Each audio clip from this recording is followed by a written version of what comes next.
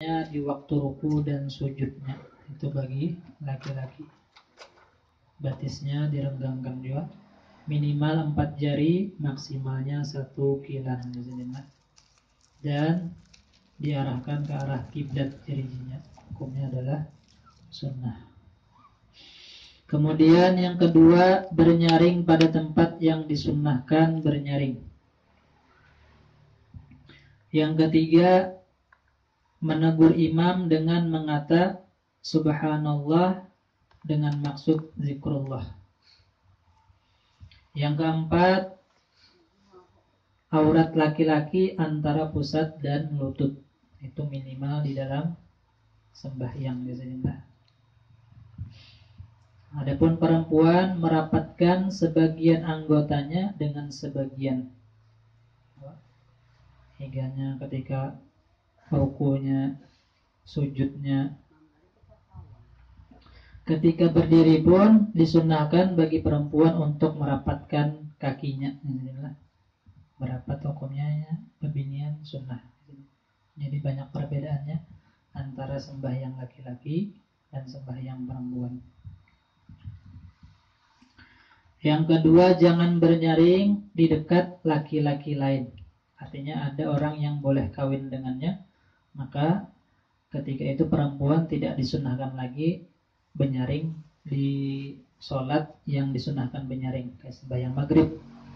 Nah, misalnya ada orang situ, orang lain, orang yang boleh kawin dengannya, maka sidin kada disunahkannya bernyaring. Tapi kalau ada mahramnya aja, orang yang haram menikahinya, ada lakinya, tetap disunahkan membaca surah sidin bernyaring, Fatihah bernyaring, rakaat pertama kedua hukumnya sunnah bebinian. Yang ketiga, menegur dengan bertepuk, yaitu memukulkan batin tangan kanan kepada zahir tangan kiri.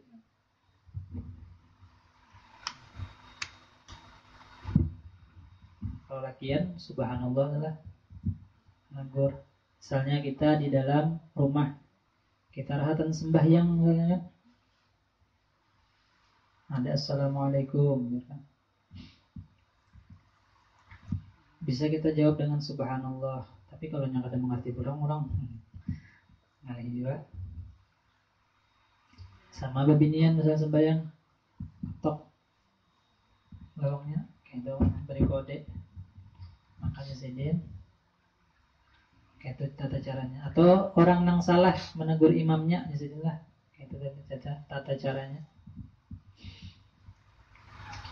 Yang keempat, aurat perempuan adalah seluruh tubuh kecuali muka dan 2 tapak tangannya, zahir dan batinnya. Itu aurat perempuan di dalam sembahyang bismillah.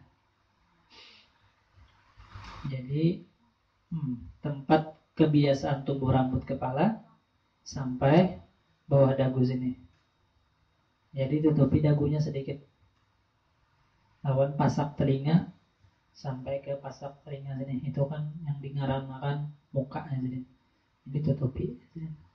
Dan rambutnya diperhatikan benar bagi bebinian.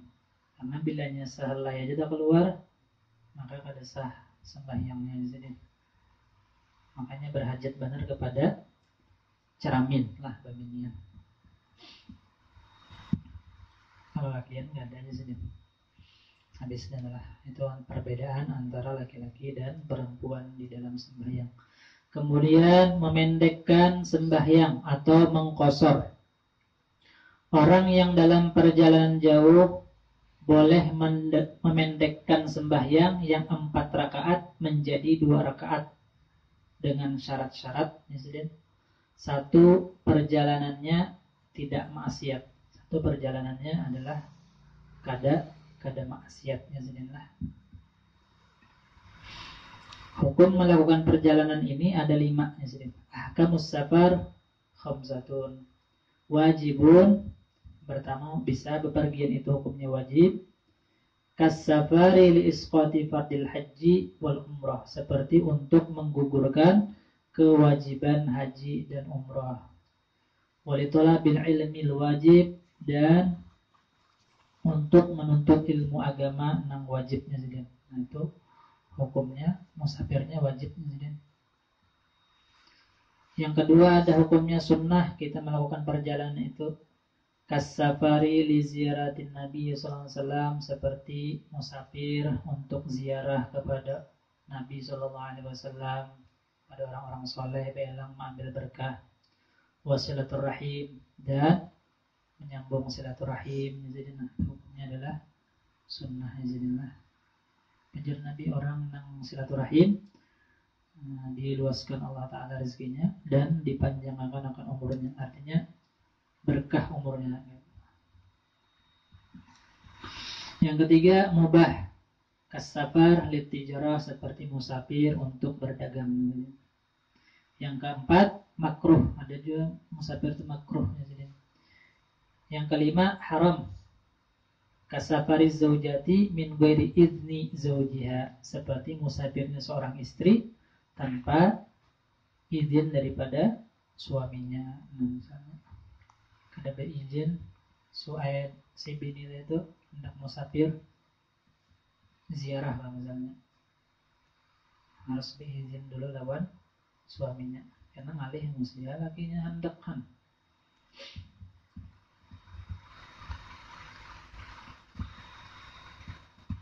Nah, jadi sedang syaratnya itu perjalanannya tidak maksiat. Itu syarat pertama. Yang kedua, jaraknya sekurang-kurangnya 16 parsah atau 89 km. Itu jarak tempuhnya. Yang ketiga, tiada mengkodo sembahyang yang keluputan di masa tiada musafir. Jadi misalnya ada kodoan bahari, kita musafir, kadang-kadang di kosor nang kodoan nang terdahulu itu. Nah ini khusus sembahyang yang tunai aja ya sedihlah. Terkecuali misalnya kan kita dari sini ke Banjarmasin, zuhur, Sungai Danau zuhur, sampai di Sungai Danau zuhur harinya, kada sembahyangnya. Sampai ke Banjarmasin maghrib. Nah, nang sembahyang zuhurnya itu boleh dikosornya, jadikannya 2 rakaat, atau sembahyang asarnya boleh dijadikannya 2 rakaatnya, karena itu masih dalam masa musafir. Nah, adapun kodoan yang kada musafir nih, kadang-kadang kita kodoa, kadang-kadang diringkas. Yang kelima tidak mengikut yang keempat berniat memendekkan sembahyang di waktu takbiratul ihram. Jadi kayak misalnya usolli fardhu zuhri qasran lillahi ta'ala, saja aku sholat fardu zuhur mengqasar karena Allah Ta'ala. Jadi sedang 2 rakaat aja lagi. Misalnya usolli fardhu zuhri rakaataini qasran lillahi. Cuman syaratnya diandak di antara Allah Allahu Akbar. Saja aku sholat fardu zuhur mengqasar karena Allah Ta'ala. Yang kelima, tiada mengikut kepada orang yang sembahyang sempurna. Bilanya jadi makmum, orang yang sembahyang 4 rakaat, maka wajib si makmum tadi itu, yang kita itu yang musafir mengumpati si imam yang sembahyangnya sempurna. Nah, gitu. Belum boleh kita. Nah, kan misalnya nih, ini batasnya bilanya sudah kita keluar pada desa, batas desa, maka boleh sudah mengkosor lah. Cuman jaraknya itu jarak tempuhnya 89 km. Misalnya dari sini kita hendak ke Banjarmasin sampai ke Segumbang, sembahyangnya itu mengkosor, sembahyang zuhur 2 rakaat.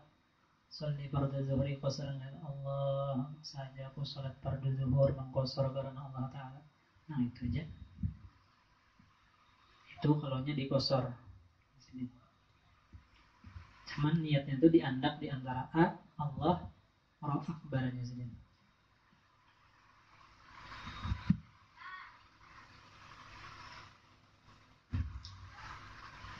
Kosor.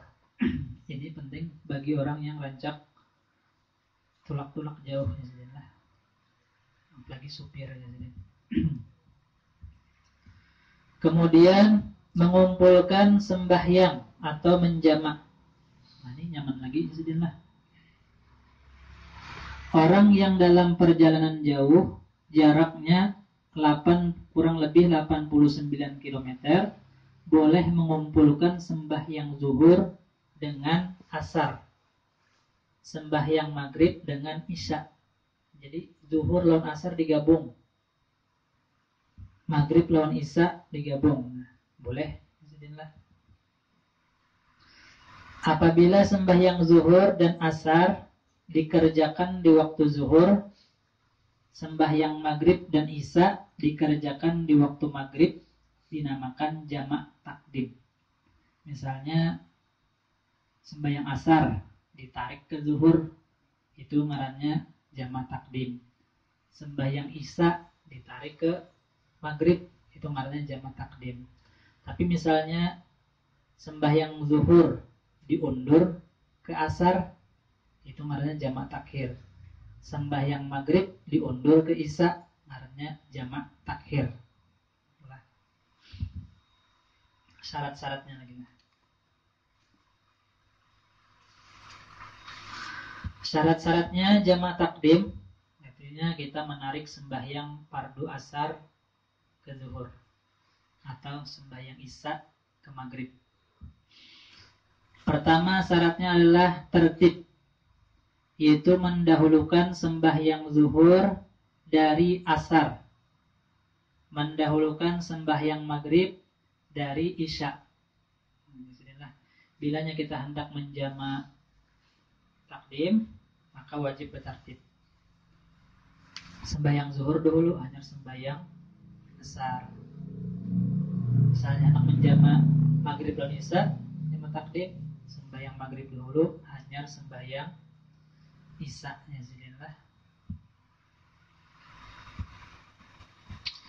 Yang kedua syaratnya adalah niat jamak pada sembahyang yang pertama. Niat jamak pada sembahyang yang pertama. Yang kedua, niatul jam'i fiha fayajuzu fi asna'is shalah kulliha wala yushtaratu an takuna asna'a takbiratil ihram faqat walakin al-afdalu an takuna fi asna'iha. Jadi niat mengumpulkan sembahyang asar ke zuhur itu di dalam sembahyang. Misalnya kita sembahyang dan tidak disyaratkan di takbiratul ihram. Jadi misalnya kita sembahyang zuhur, sholli fardhu zuhri arba'a raka'atin mustaqbilal qiblati adaan liman Allahu akbar. Terserah aja hendak diruku kah mengumpulkan sembahyang, niat sembahyang asar tadi itu, atau hendak pokoknya di dalam sembahyang sebelum salam ya sajalah. Yang afdalnya di dalam takbiratul ihram, cuman kepanjangan lah. Jadi caranya kayak itu.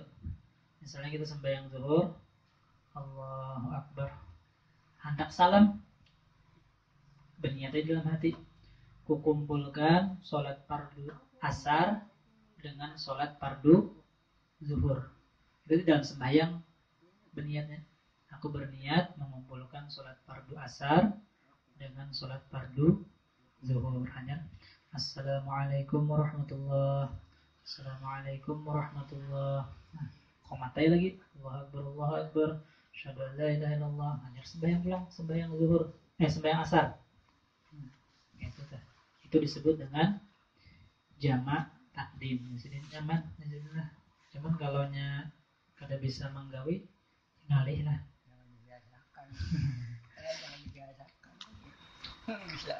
Ini musafir, ada keringanan.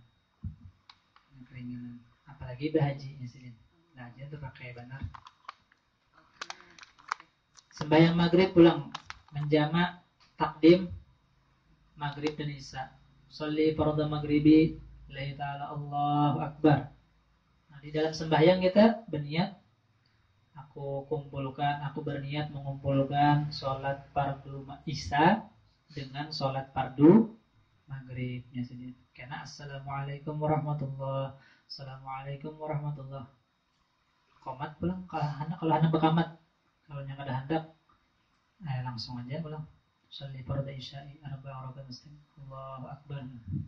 Itu aja sebenarnya. Itu disebut dengan jamak takdim. Yang ketiga, mualat antara sembahyang yang pertama dan kedua. Misalnya jamak takdimnya zuhur dan asar, imbah untuk menggawi sembahyang zuhur, itu kita kada boleh lawas pemisahnya. Langsung kita sembahyang asar pulang, misalnya imbah menggawi zuhur itu. Kada boleh kanan belakang berokok-rokok dulu, uyuh lagi jadi imbas sembahyang zuhur kemudian sembahyang asar ulang langsung, karena boleh ada lawas pemisahnya. Sebagian ulama mengkadarkan kalaunya lewat pada 2 rakaat yang ringan maka ada sah tadi itu jamak takdimnya. Intinya supaya nyaman langsung aja imbas sembahyang zuhur langsung sembahyang asar aja saja.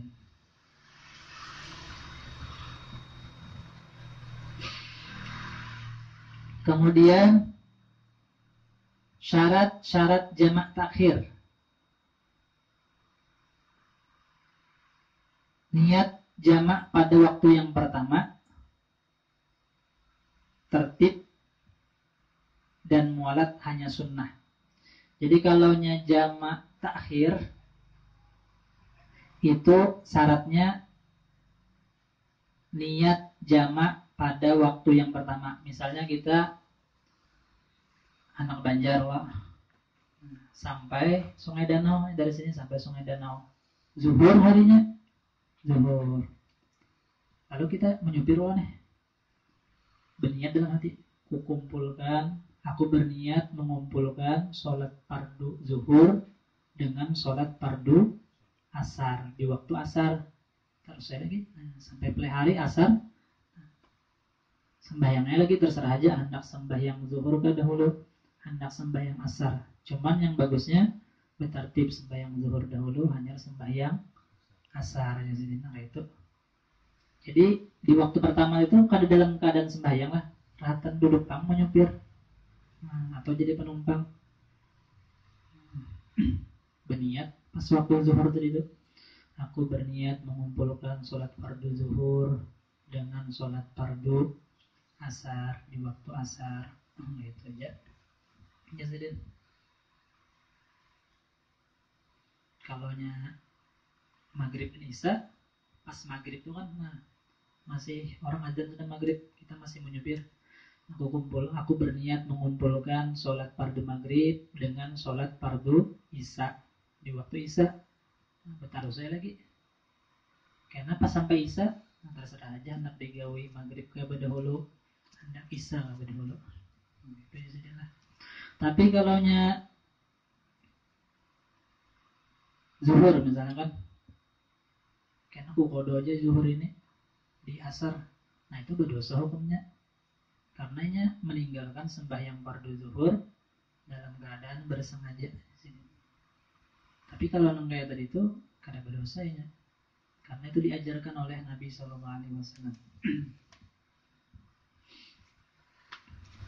Dan boleh juga pulang di qasar, sudah dijamak di qasar pulang. Jadi zuhurnya 2 rakaat, asarnya 4 rakaat. Nah, misalnya kan jamak takdim nih, jamak takdim lah. Sholli fardu zuhri qasran lillahi ta'ala. Ini sampai Sungai Danau lah menjamak takdim. Sholli fardu zuhri rakaataini qasran lillahi. Sajaku salat fardu zuhur 2 rakaat mengqasar karena Allah Ta'ala. Allahu Akbar.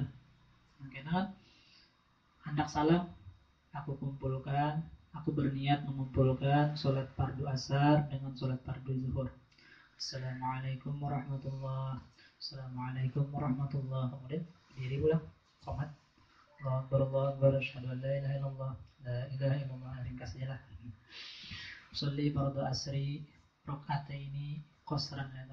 saja aku sholat fardu asar 2 rakaat karena Allah Ta'ala Allahu Akbar di antara A dan Ro. Nah 2 rakaat pulang asarnya. Nah, jadi 4 rakaat aja total. Cuman 2 kali salamnya.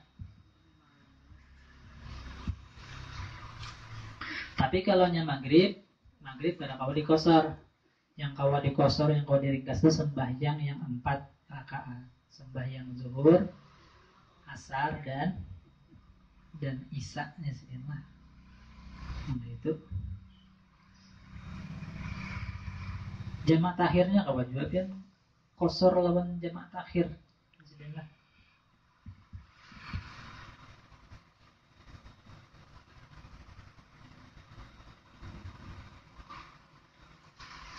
Penting masalahnya nih para orang mudik apa mudik pulang kampung antara mudik pulang kampung. Jarak tempuhnya tadi itu adalah 89 km. Bagaimana kalau dari Simpang nih? Sungai Danau adalah lebih 100-an Sungai Danau. 100-an lah. Awal sudah tuh mengkosor. Tinggal mana afdal jar sembahyang yang sempurna kah sembahyang kosor kah? Nah jadi jasidin afdalnya sembahyang mengkosor. Kalau inya ragu-ragu tentang hukumnya mengkosor, nah maka afdalnya mengkosor jasidin. Menjama gitu juga. Dalilnya firman Allah Subhanahu wa taala, "Wa idza darabtum fil ardi falaysa 'alaikum an taqsuru minas shalah." Dan apabila kamu bepergian di bumi, maka tidaklah berdosa kamu mengkosor salat itu. Nah, tapi ada syarat-syaratnya itu. 89 km kurang lebihnya jadi. Mungkin gitu dulu lah. Karena pulangnya sambungannya insyaallah.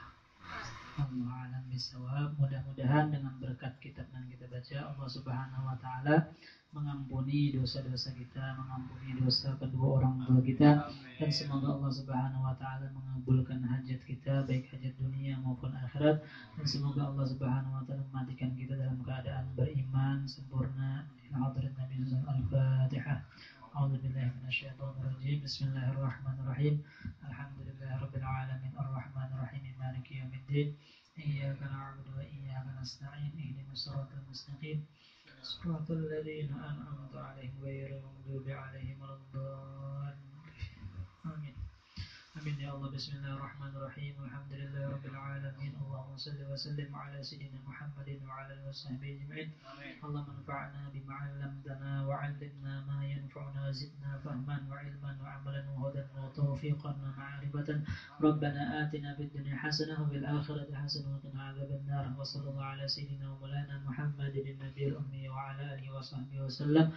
Walhamdulillahirabbil alamin. Ya Rabbi bil Mustafa balligh maqasidana waghfir lana ma madha wasi'al karami. Ya Rabbi bil Mustafa balligh maqasidana waghfir lana ma madha wasi'al karami. Ya Rabbi bil Mustafa balligh maqasidana waghfir lana ma madha wasi'al karami. Taqabbalallahu minkum.